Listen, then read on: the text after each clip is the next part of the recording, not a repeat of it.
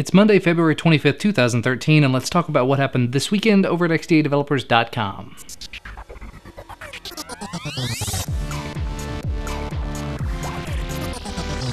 First up, a quick update to a story I talked about on Friday. If you remember, there was a petition circulating around on whitehouse.gov surrounding the idea of cell phone SIM unlocking being illegal, trying to convince the White House to at least address the issue and see if there's anything they can do about it. For the White House to respond to something like that, it has to hit 100,000 signatures, and at the time of the Friday video, I thought that it said 20-some thousand signatures on it, when in actuality, there was something like 75,000 signatures. Well, completely unsurprisingly, due to all of the media coverage it got between then and the closing date, it did manage to surpass the 100,000 signatures required for the White House to make some sort of a response to it. And actually, as of the time of the Portal article, it looks like it hit about 105,000 right as it ended. Now, is this going to change anything? Probably not. Hate to say it, but it's probably not going to do a single thing.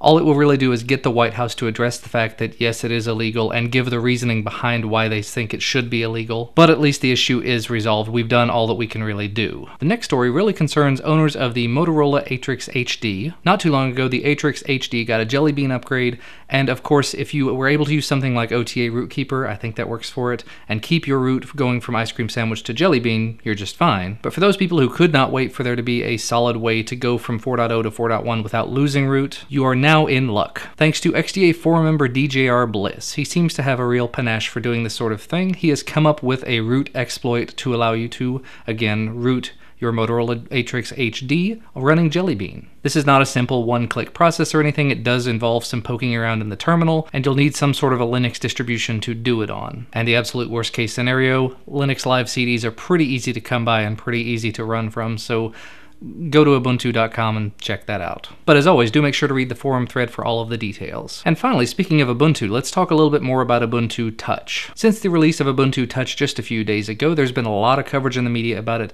and actually we talked about it on Friday, as I mentioned. And one of the things I mentioned there was that it was based off of CyanogenMod 10. Well, it looks like it's actually based off 10.1, and just like any other CyanogenMod based thing, it seems to be relatively easy to port it over to other devices. In fact, it is so doable and so encouraged by the Ubuntu team that they've created a wiki page on how to do it, although it is kind of extensive. So if you do want to know more about porting that to your device, you might want to go over there and read their wiki page.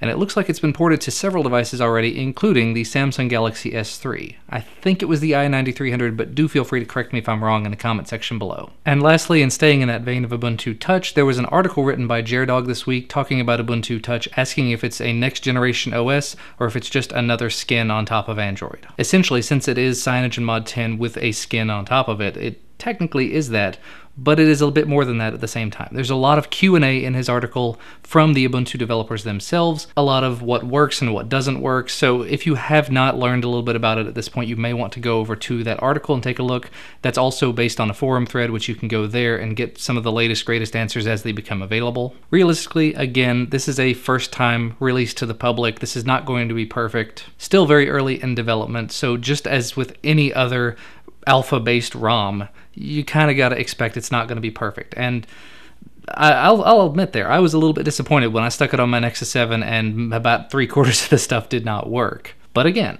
early development, there will be a lot of progress made in the very near future. They're going to keep rolling it out, and I believe I saw something somewhere about an Ubuntu phone release, like an official release to the public in October. So I would say in the next 6 months we're going to see some significant improvements, and they do keep putting out newer updates. There, I think, are daily builds of it, so if you have it and you have not updated yet, you may want to take a look at how you do that. Essentially, you end up wiping the device every time just to make sure you have a completely clean copy of it. But again, if you want to know more about Ubuntu Touch and you have not already, go ahead and read the portal post and the forum post to go along with it. Anyway, that's going to be about all from me for today. Short video again. As always, make sure to like this video if you like this video and subscribe to receive our content as soon as it becomes available. But as always, thank you so much for watching, and I will see you again on Friday.